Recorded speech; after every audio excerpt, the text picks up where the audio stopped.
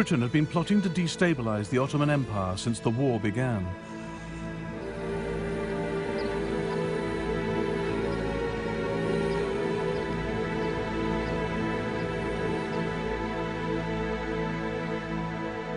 Ottoman Turkey was Germany's ally in the Middle East. Her empire stretched across Arabia into the Hejaz, a vast desert area which included the holy cities of Medina and Mecca. Their loss would seriously undermine the Turks' standing in the Muslim world and boost Britain's. The British turned to the Arabs of the Hejaz, holding out the carrot of independence if they rose up against their Turkish masters. If the Arab nation assist England in this war that has been forced upon us by Turkey, England will guarantee that no internal intervention will take place in Arabia, and we will give Arabs every assistance against foreign aggression. The idea of Britain backing Arabian independence worried the India Office.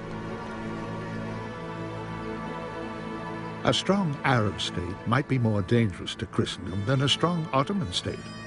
And Lord Kitchener's policy of destroying one Islamic state merely for the purpose of creating another has always seemed to me disastrous.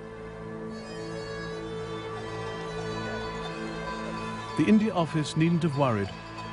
Kitchener was playing a cynical game, never intending to hand real power to the Arabs of the Hejaz. But the British showered the Emir of Mecca, Sharif Hussein, with gold and dropped hints that if all went well, he might realize his dream of becoming leader of the Arabs. On the 5th of June 1916, the Arab revolt began. Mecca quickly fell to the rebels, but the main Turkish garrison at Medina held its ground. The Turkish commander, Fahri Pasha, refused to surrender. Until my soldiers are buried under the rubble of Medina, in a crimson shroud of blood and fire, the red flag of the Ottomans shall never be removed from the castle turrets of Medina. The uprising commanded no popular support. But the British did have a man on the spot. T.E. Lawrence, a charismatic 28-year-old officer attached to Sharif Hussein's forces in the Hejaz. Lawrence spoke Arabic. He saw where the Arabs' strengths lay. I think one company of Turks properly entrenched in open country would defeat the Sharif's armies. Their real sphere is guerrilla warfare. They would dynamite a railway, plunder a caravan, steal camels better than anyone.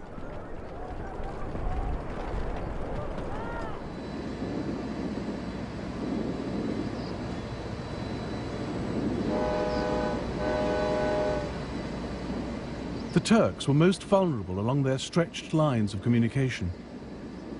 Lawrence and the Arabs became experts in railway sabotage.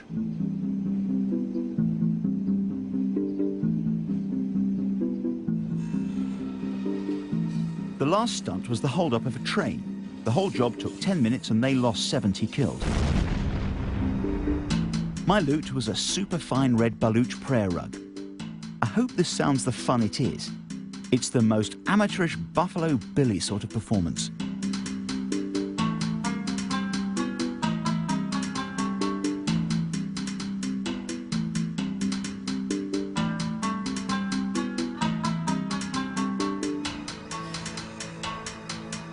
A German on the train saw the attack differently.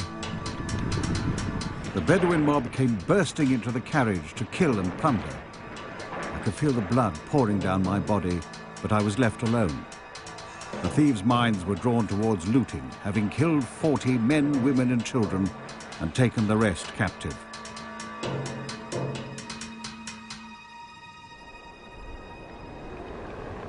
T.E. Lawrence adopted the cause of Arab nationalism.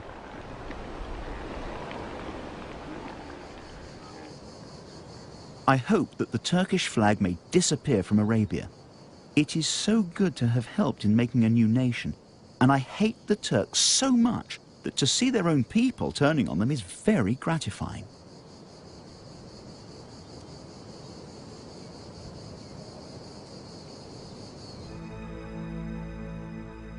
Lawrence now dressed as an Arab. He asked his mother for help with his costume.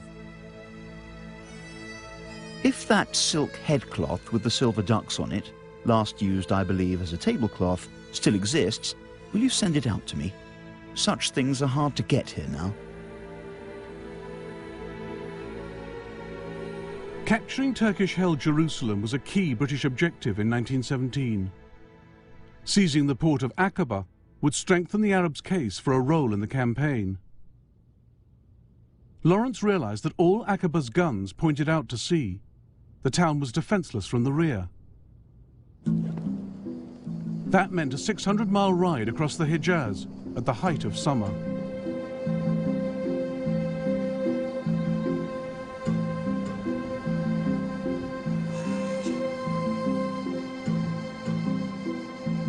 Mudflats are purgatory. Sun reflects from them like mirror, flame yellow, cutting into our eyes.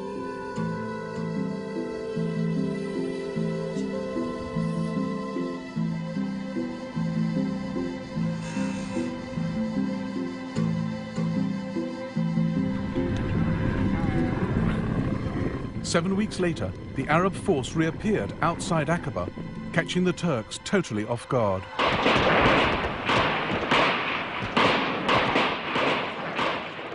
The town fell just 4 days later. The Middle East was stunned.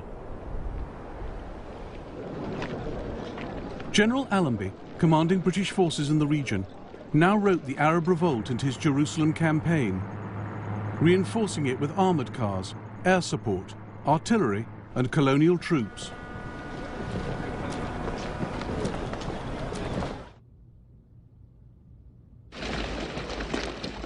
On the 11th of December 1917, Alllenby entered Jerusalem on foot with his officers, including Lawrence.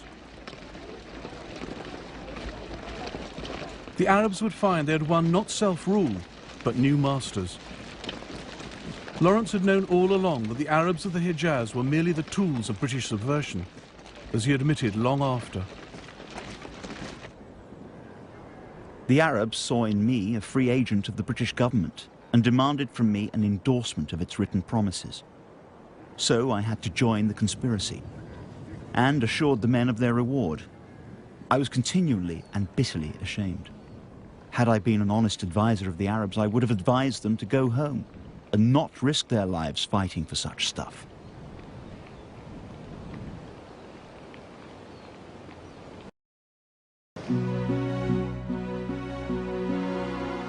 And trouble was brewing with Germany's other main ally, Ottoman Turkey. Germany needed Turkey to hold the line against the British advance into the Middle East. But after 600 years, the Ottoman Empire was crumbling, and the British Empire was licking its lips. In March 1917, the British captured Baghdad. In December, they entered Jerusalem. The loss of both cities was a severe blow to Ottoman authority in the Middle East.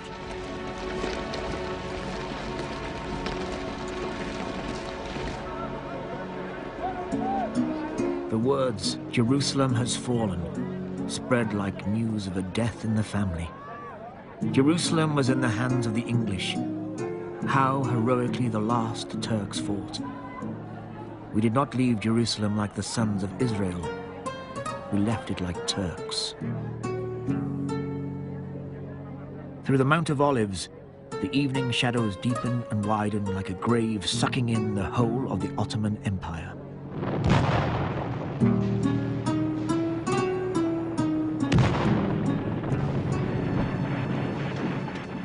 We now had to prepare our tears for Beirut, Damascus, and Aleppo. Now we thought only of Anatolia and Istanbul.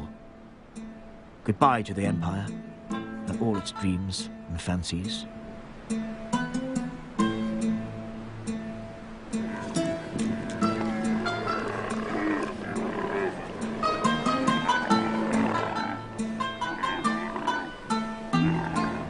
The British Army had it all. They had built roads, even pipes to distribute water to the troops. We did not have any clean drinking water. A flask full of clean water was sold for a gold coin on the Turkish side.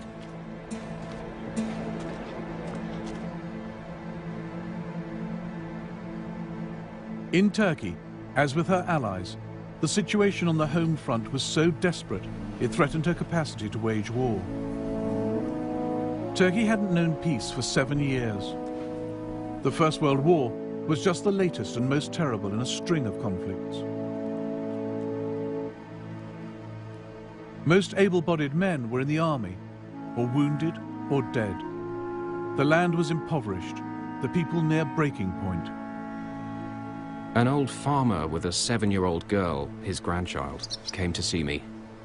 The child's father had died in Gallipoli and the mother had died as well.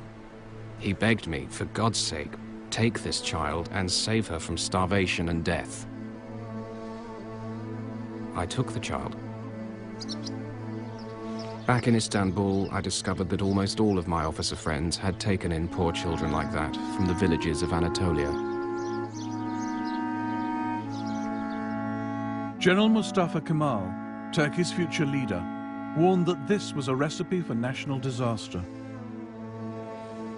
There are no bonds between the government and the people. What we call the people is now composed of women, disabled men and children. For all alike, the government is the power which insistently drives them to hunger and death. Every new step taken by the government increases the general hatred the people feel for it.